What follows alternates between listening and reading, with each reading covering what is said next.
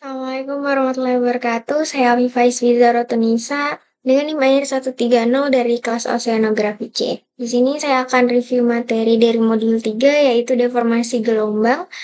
Pertama kita ke definisinya dulu. Nah, deformasi gelombang itu merupakan perubahan bentuk atau sifat gelombang yang terjadi ketika gelombang mendekati pantai atau melewati struktur tertentu. Nah, perubahan bentuk atau sifat ini dapat disebabkan oleh beberapa faktor, di antaranya itu proses refraksi, refleksi, difraksi, dan gelombang pecah. Kita ke refraksi terlebih dahulu. Nah, refraksi itu terjadi karena adanya pengaruh perubahan kedalaman laut. Di mana kalau misalnya kita lihat di video ini itu, bisa kita lihat semakin berkurang kedalamannya, gelombangnya juga mengalami perubahan. Nah, perubahan ini yang kita sebut dengan refraksi. Dimana kalau misalnya kedalaman air ini lebih besar dari setengah panjang gelombang, yaitu di laut dalam, gelombang menjalar tanpa dipengaruhi dasar laut. Tetapi di laut transisi dan dangkal, dasar laut mempengaruhi gelombang. Kemudian kita ke difraksi. Difraksi ini terjadi apabila suatu deretan gelombang terhalang oleh rintangan seperti pemecahan gelombang atau suatu pulau.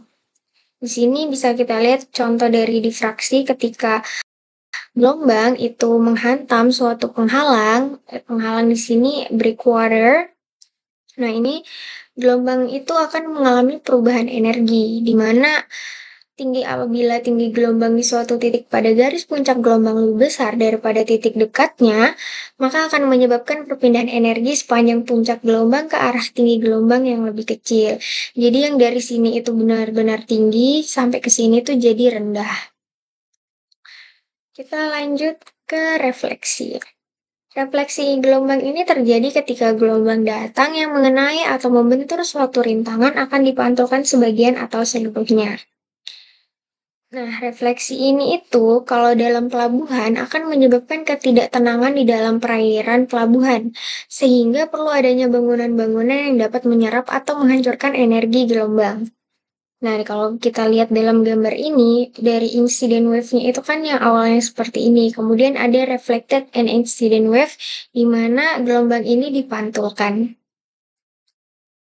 Untuk biar lebih jelasnya, untuk membedakan antara refraksi, difraksi, dan refleksi, bisa kita lihat di gambar ini, di mana refraction ini bisa kita lihat dia semakin ke mendekati ke breakwater, dia itu semakin rendah, perubahannya itu semakin signifikan. Diffraction kita bisa lihat dia terjadi pembelokan, dan reflection ini dipantulkan gelombangnya dari breakwater.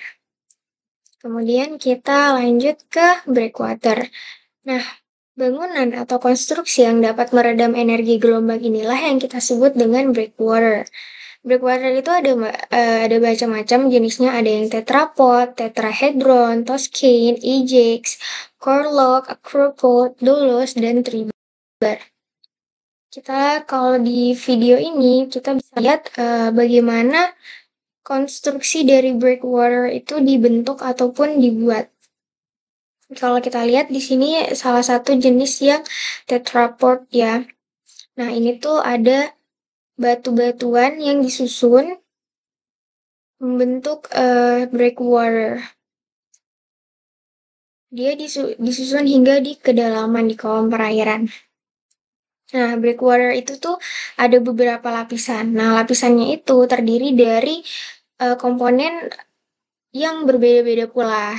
Tujuannya biar lebih maksimal dalam menahan ataupun meredam dari energi gelombang itu sendiri. Kemudian yang terakhir ada gelombang pecah. Gelombang pecah yang menjalar dari laut dalam menuju pantai mengalami perubahan bentuk karena adanya pengaruh perubahan kedalaman laut. Gelombang pecah ini, pengaruh kedalaman laut mulai terasa pada kedalaman yang lebih kecil dari setengah kali panjang gelombang.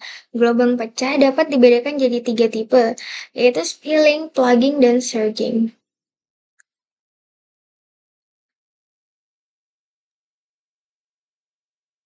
Jenis-jenis gelombang pecah itu ada yang Seperti tadi yang udah disebutkan ada spilling, flagging, collapsing. Ini ada ketambahan collapsing dan surging. Nah, kalau spilling ini dia itu ombak atau gelombangnya itu menggulung. Kemudian yang flagging ini yang biasanya dipakai untuk surfing, di mana kalau kita lihat dia ada gelombang yang cukup tinggi sehingga sangat cocok untuk dijadikan buat surfing spot surfing. Cukup sekian dulu untuk review materi dari modul 3 deformasi gelombang. Kurang dan lebihnya mohon dimaafkan. Thank you and see ya. Terima kasih.